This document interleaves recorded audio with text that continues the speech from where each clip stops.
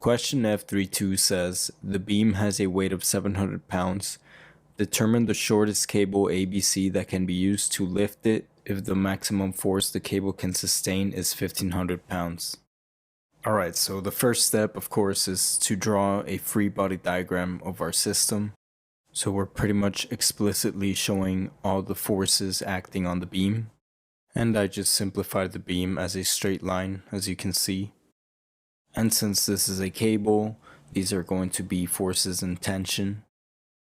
And this is very important to consider because this determines the direction of the forces.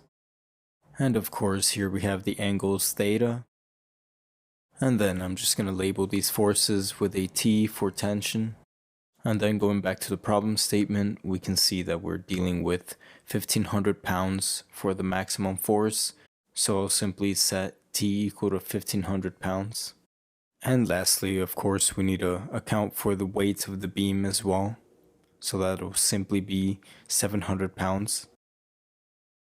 And in our free body diagram, we should also have the length of the beam, which is 10 feet. And of course, we should also have our coordinate system, x, y. This is of course very important for representing the direction of our forces.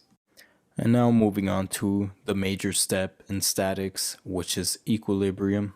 Remember that we always want our system to be stable with the sum of forces equal to 0.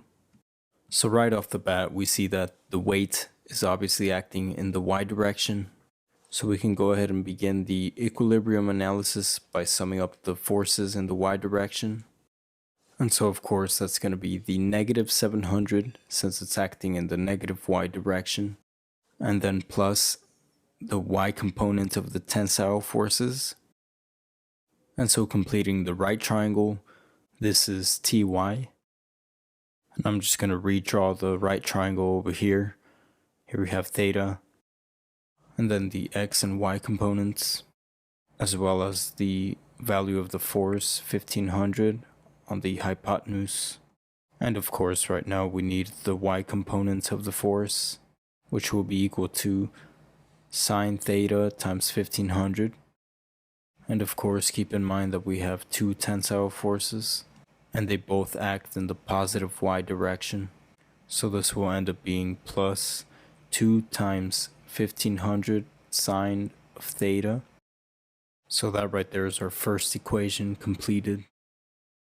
And now rearranging and simplifying this, we have 700 equals 3000 sine theta.